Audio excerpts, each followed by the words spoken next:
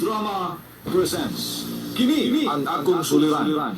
Sa bugtong tuyo nga kami makaalagad kaninyo, among gituyo pagmugna kining maong tulumanon nga pagatambagan nila ni Dr. ni Elaine Bathan nga motabang sa pag-iway sa mga gumunhap ug kalibo nga inyong gihambin ilabi na sa punto legal. Lilisab si Dr. Rene Obra ang kaabag sa inyong suliran. Ang akong suliran. Kino ang akong suliran.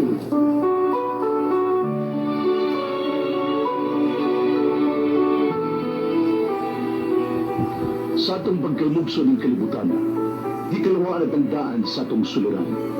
Ang suliran may kabahin sa itong nadlang panginabuhian. Aba na doon ang suliran na dili mo mapasan na ikaw ra. Nagkinahanglan kag katabang aron sa pagsulbad ni ini. Nagkinahanglan kag kahayag na may ulandag sa imong una-una. Ug tungod ni ini, natawag kini nga atong tulumanon nga naguluhan. Kini ang akong suliran.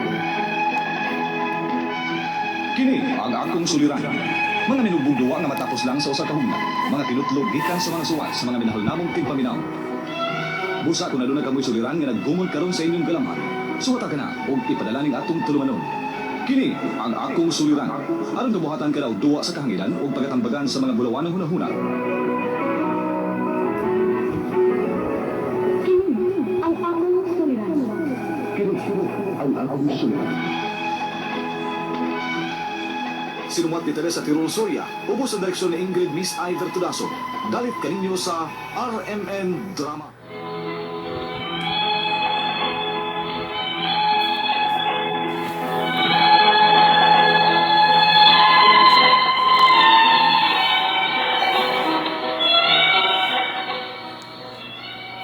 Mayroon lang naman kanina ng Panginoon kami. Yung naman kailan akong suliran. Ilapin na kanina Lord Fernando ang pag-atar ni Elaine. O ingon man sa mga artista na maghatag o kinabuhi ang akong suliran. Ako din si Lizelle, kagami sa Miss Oriental. Kahit pa ng akong edad, minyo o may tulo na kabog ng anak. Naaghat kong message sa inyong fan page sa FB. Tungod kahit doon ako'y suliran na gusto kong hatagan mo katinangan. Punto medikal kini. Kabahan sa akong ipamati. Aron inyong sabtan, sugdon ko itong 24 anyos na ko. Ingon ni inyong makapagkita ko.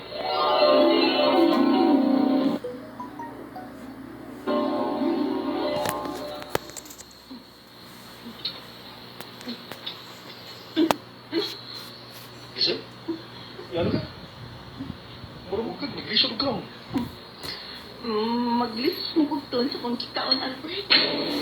Isa? Minsan ko lang akong tutundan pa. Mao nang maglis at kugton. Ato nang ipatsik ako, doktor eh. Basi kung saan na. Oo, ayaw. Ayaw, gid ko giatog, doktor, ha? Listen.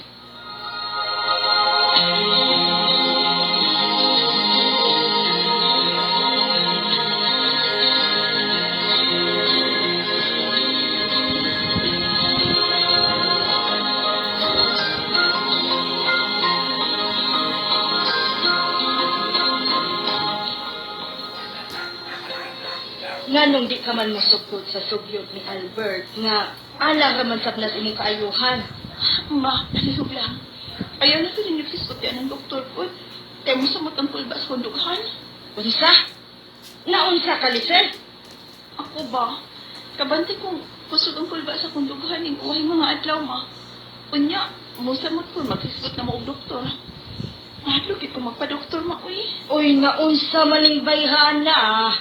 Kinahanglan kang magpakita og doktor. Oy, kabata pa nimo. Duha pa gani ng imong anak. Daghan ka naman og pamati sa imong lawas.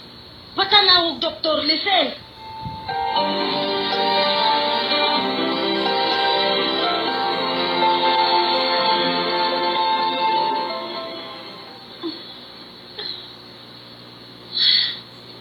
Gano'n kung di magit ko makatog. Lagit tayo ng ganito, inom o kape.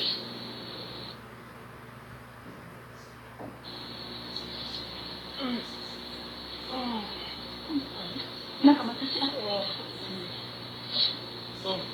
Sir, suko. I'm sorry. Pwede nakamata ka sa akong kaluha. Umubali na lang ko sa sala ko eh. Sa may sopa. Asa na? Sino kung di mo mo? May ka hasol ba mo? Kung hindi ka magkatuwa? Oo man. Ganahan gid sa kay kung makatuog ni. Kay daghan pa ba kung labunon ugma ng mga sininas mga bata. Pero di gid ko makatuog. Asa na eh? Sorry. Hindi mo ba? Nagsunti ka. Awang magkatuwa eh. Ni anas. Kusog na sang kulba sa kundukan. Ngano man gid ko uy. Kulbaan man ako ko'y igong hinungdan.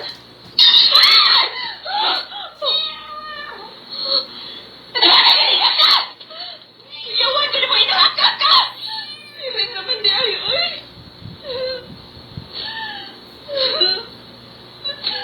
Hindi ba na ako makontrol ang akong kulba? Saan sa maday ko, Diyos ko?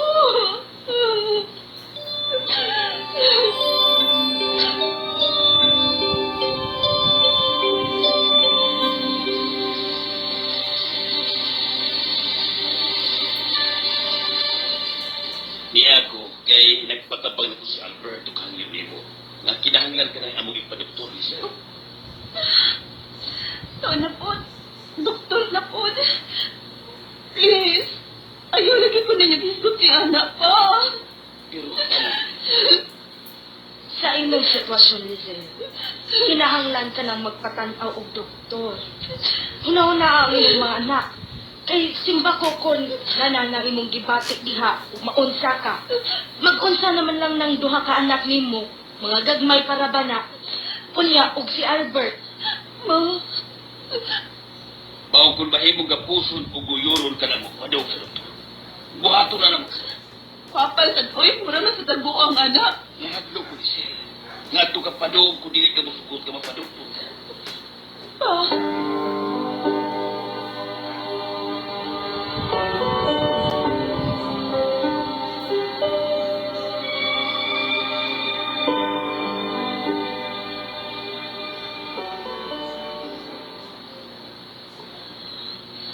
Kalma lang, Mrs. Ano ba nahitabo niyo mo nga nagkurog ka man? Namugnagagot o. Dok, pasensya na dok ha. Mahadlo ko ni siya magpa-doktor. Nga naman, nga di man ko magunsa. Kami mga doktor, moayo sa inyong mga balatian. Mo din ko angay mahadlok na mo. Relax lang. Kay, dili ko katarong og kuha sa imong blood pressure, ha? Nitaas ka BP, oh. Ha? Ay, God ko, Dok. Kung dili ka mo relax, itan man ang TV mo taas ang imong BP. O mag-ECG ta to check kung nanong pas-pas ang imong heartbeat. O T3 test alang ang imong gipati sa imong dokunya.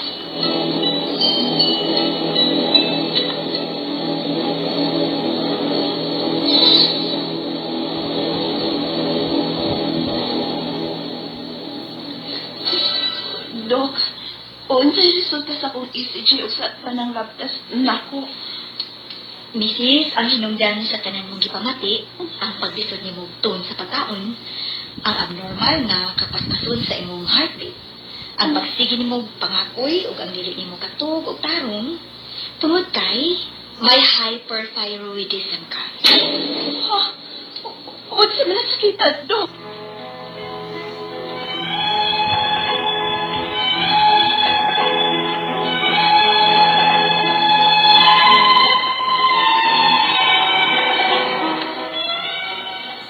Ang finding sa doktor sa tanan akong ipamati, may hyperthyroidism ko na po.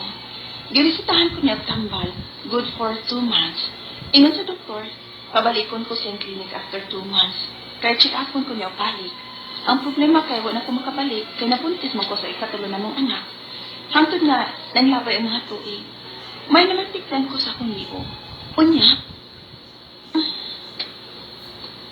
sa unsaon ako sa kilid-kilid ni sa amin. Murag na usap yun ang gidakon sa kong lipo. Murag ni dako nga unta. Huwag mo ko manampok.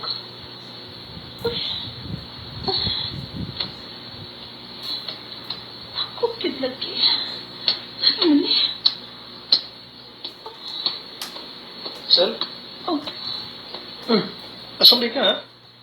May lakaw ka? Labiha po ni mo ka pa namin. Kanina rin ko nagabantay ni mong wag yun mo kang diya sabi. Asam ka? Ha? Wa ko yung lakaw eh. Ha?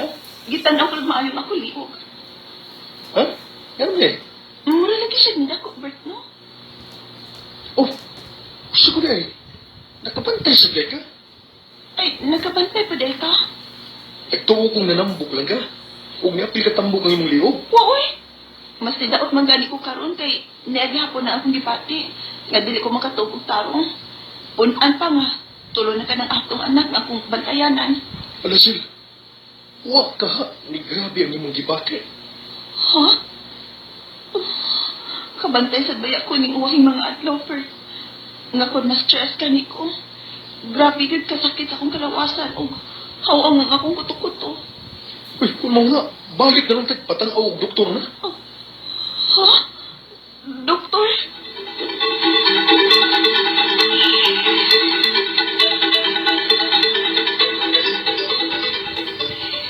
Mauna diha. Ikaw mang good listen. Giingnan ka, doktor nga nag-check up nimo kani adto. Nga pabalikon kaniya human mugtuman atong tambal. Sod sa duha ka buwan. Wa gyud ka mobalik niya. Ang saong namaptos manggod ko sa titulo ni mong anak ni Albert. O pag human nimo panganak, anong wa man ka mobalik didto ha? Siya raw naman sab 7 na katuig ang nakalabay. Wa gyud ka kahuna-huna og pagpa-check up og kusab. Unsa kasi mong hunahuna ning akong gibati, ma? Na, ari ka man mangutana na ako nga di man ko doktor. Pero, kung ako imong pangutan ang Lizel, no?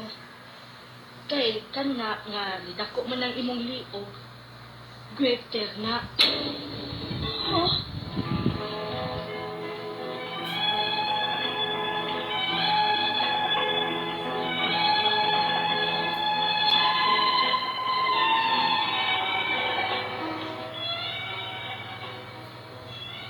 Wa na ko ka-check up so sa pito na katulog karon. Bisan ang saon ako amang akong kaugalingon, mahadlok kit kong magpa-check up og balik sa doktor. Magkurog kit kong matubang og doktor sa kung nervyos ug mutaasan akong BP. Ang akong mga pangutana mao kini mo sunod. Unang pangutana, di na po tuyoon. Hadlukan kong magpa-check up og doktor. Unsa man ni feeling? Mutaas to dino nang akong BP sa doktor nako tungod sa akong kahadlok. Ikadong pangutana, katong nagpa-check up ko, doktor, abnormal ko ng akong heartbeat ug may hyperthyroidism ko. Palihog kong pasabot ini sa kita. O sa'y kalainan ini sa goiter, kay nidako mo po ang akong liog. Ikatulong pangutana, cancerous pa dahil hyperthyroidism? Kay may giinom naman kong tambal ato, good for 2 months. Apan nga nung nag-anaman hinon og dako karon ng akong liog. Ikaw pa katapusan. Kung ma-stress ko, sakit kayo akong kalawasan, ug hawang ang akong kuto-kuto. May connection ba ni sa akong hyperthyroidism? O sa may akong buhaton ini, nga mahal man ang pagpa-examine sa dugo. Palihog tabangit tambagi ko, kini ang akong suliran, Lizel. Mayong adlaw mga sukintig paminaw, kini si Attorney Elaine Bathan. Kini si Dr. Nini Obra ang kaabag sa inyong suliran. Karong adlaw na napod tay lain nga suliran nga napaminaw tungod kay ako usa ka abogada. Ug ako usa ka medical doctor. Kami gahapon may muhatag og tubag no kalinaw ang solusyon sa inyong mga pangutana o problemang may punto medikal. O punto legal.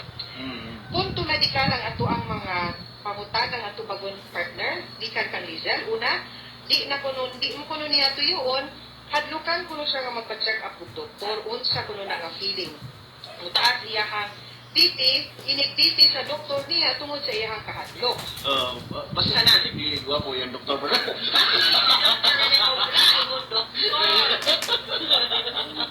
Hindi tao ka na normal na tao. Itang tanan mahdok pa kung nasa sitwasyon nga kadlokan yung panar, no? Ug tungod sa itong kadlok, kakos ni siya o kinunta mga simptoma.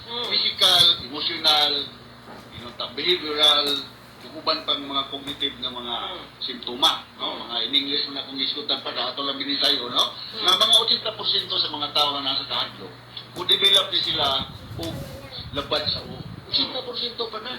Ha? Nga magisod og ginhawa, uban panington, nya kaning gitawag og hyperhidrosis, no? Mo ni among medical term sa mga tawo. Sobra ang singot tungod sa kahadlok. Naduhar man kog karason nga anong palington ta. Is either because of init kay panahon ay karon nag-ilinyo thermal. Ang mga parte sa tunglawan na symptom kung thermal ang rason, mao kining agtang, mao kining liog, ug atong dughan.